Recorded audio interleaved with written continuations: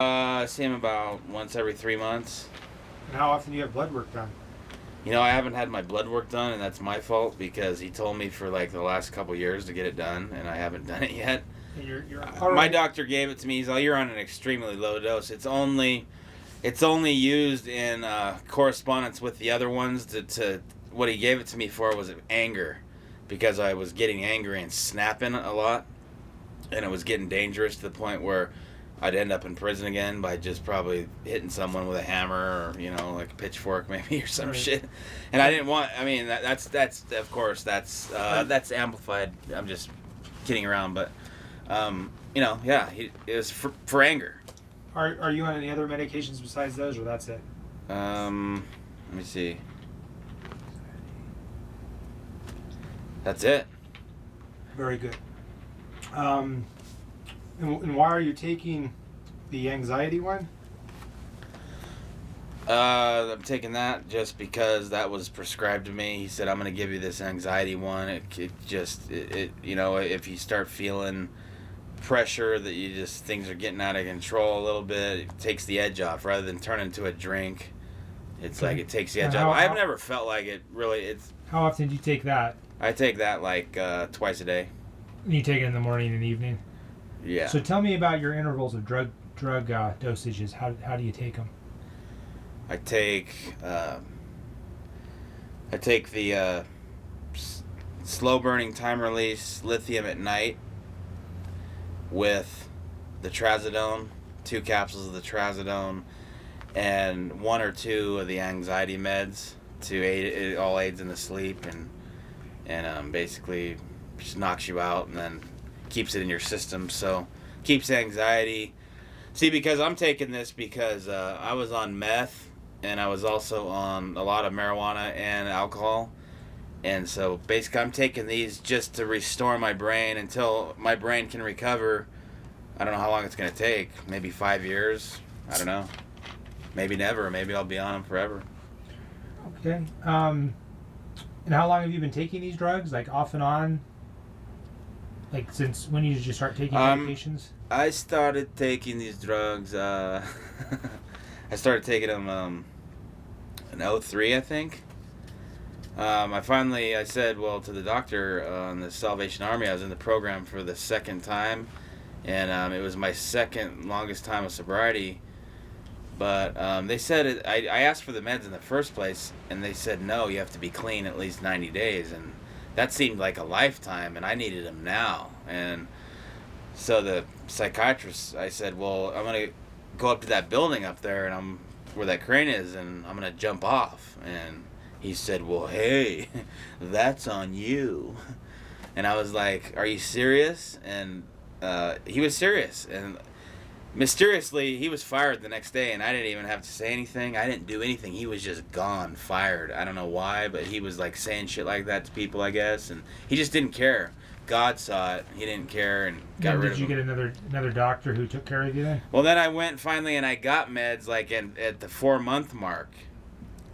And things were really getting bad. And I was suicidal. And I was thinking about jumping in front of the San Diego train, which is goes like 80 miles an hour. Or seemed like it did. And I was thinking about just walking down there and just walking in front of this fucking train. And it was just horrible.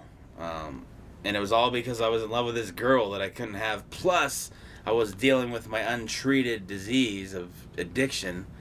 And even though I was in the rehab, still wasn't being treated correctly. And I felt like I needed medication. Well, I finally got on it, Prozac and all that kind of stuff. And I think, and they started working and a little bit. And I guess I took them. Have you been on it consistently for 9 years, or have you gone on and off of them for? On and off of them. And when I was off of them, I snapped. One time I almost threw my mom off a balcony when I was off of them for a couple days. Because I just flipped out, and I just went into a rage, and I grabbed her by the throat, and I was telling her I was going to throw her off the fucking balcony, and it just got really bad, and I got suicidal, and then I relapsed eventually, because I didn't do all the 12 steps. But this time around I got my meds back, and I just used them, and I've been going to the meetings and doing what's suggested of the program and trying to, do the next right thing, and it's working, and it works, man. It's God's restoring me to sanity. So.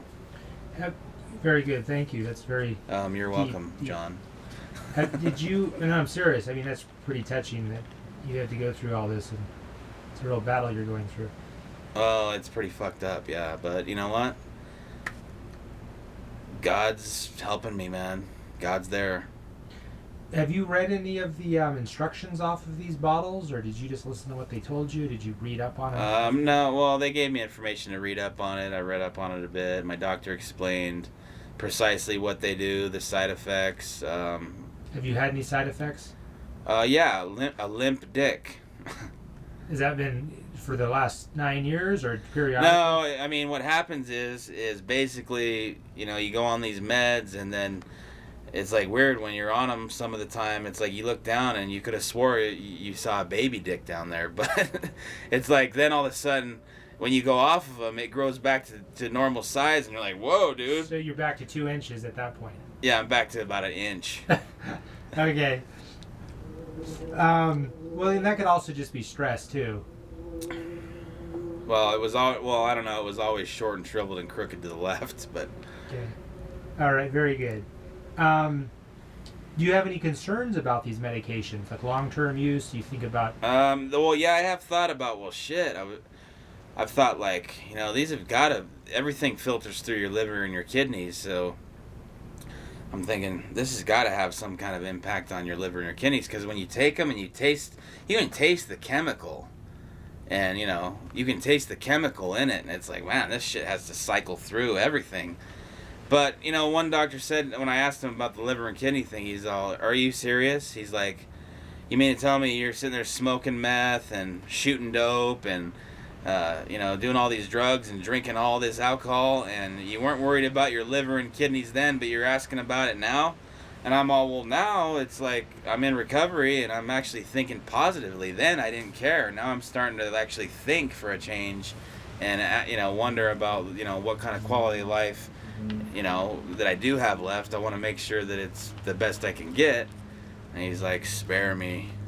He's all, just look, take the medications. If you don't, you're not going to live anyway, so just take them, and they're not going to be that bad.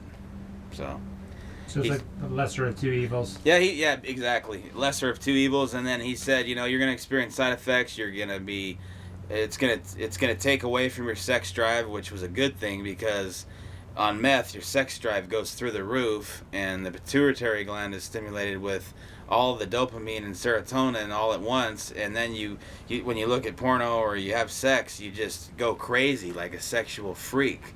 Well, so when it actually, for an addict, when it actually calms that down anyway, that's a good thing, because you don't want to be in that position where you're sober and craving sex all the time. You know what I mean? Mm-hmm. So that's I'm just being honest, Yeah. No, and so it helps in a way. It helps in a way. He said so my doctor said if you're gonna have sex, just go off your meds for like a day or so, and then you'll get, it will help with the, the love making a little bit.